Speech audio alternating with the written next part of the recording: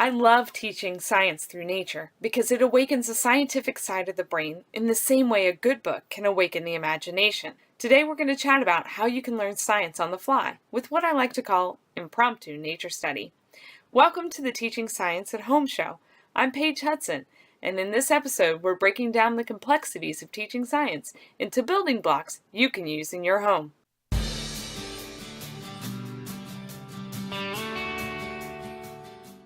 Learning about science on the fly is easy with impromptu nature study. Here's how simple it is.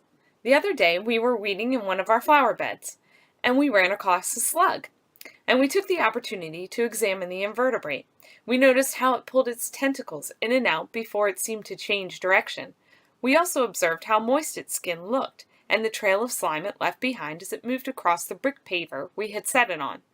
We talked about what an invertebrate is, and how slugs differ from snails. My children were fascinated by the reality of the science that was being displayed before them. It was one of those beautiful moments in our homeschool when an ordinary task becomes a captivating learning experience. And that's what impromptu nature study is all about. It's about taking advantage of the opportunities as they present themselves. So this can happen while you're weeding in the garden, while you're hiking in the woods, while you're walking down your street, or when you're enjoying your vacation this summer. Impromptu nature study looks like a mini science class on the fly. In your mini science class, you find something to observe, and then you learn a little bit about the science behind it. Sometimes that happens right then and there, and sometimes that happens as you do a little bit more research.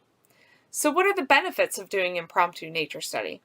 Well, first of all, impromptu nature study is more natural and simplistic, so it really helps your students to see that science is more than what's in the textbook or in the encyclopedia they're reading. It's reality. It's in front of them every single day.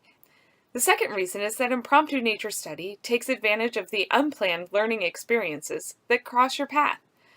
So you can take advantage of the things that you see and learn about science in a real-time, real-life experience.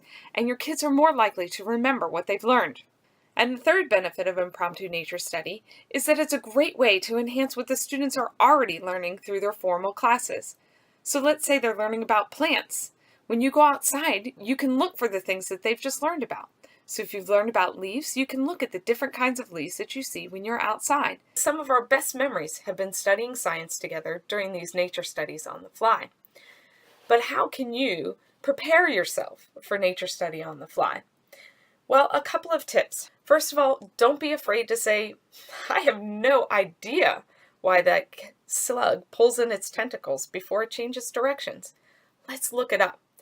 Because teaching our kids that when they don't know something, they should look it up is a great skill for them to have. So it's okay to not know everything. So don't feel bad if you're not a master naturalist. You can still do impromptu nature study with your kids. Another tip, go ahead and get a few field guides for your area for the animals and flora and fauna that you can find. That way, when you have a question, you'll have those things on your shelf ready to go. If you know you're going on vacation to a certain area and there's some cool science in that area, go ahead and get field guides for that area as well. The other thing you can do is download a few apps on your phone so you're ready to go anytime you spot nature. Some of my favorite apps are the VT Tree ID and the Audubon Bird app. Both of those apps are great for identifying what you see when you're out and about. All right, so when you're out this week in this gorgeous summer weather, take a moment and observe what's going on around you. See if you can learn a little bit about the science that you see every day. Thanks for listening. Thanks for listening to this episode of the Teaching Science at Home show, which is sponsored by Elemental Science. In addition to making these great tips possible, Elemental Science also offers a full lineup of easy-to-use science plans for your home, co-op, or school. Head on over to elementalscience.com to learn more.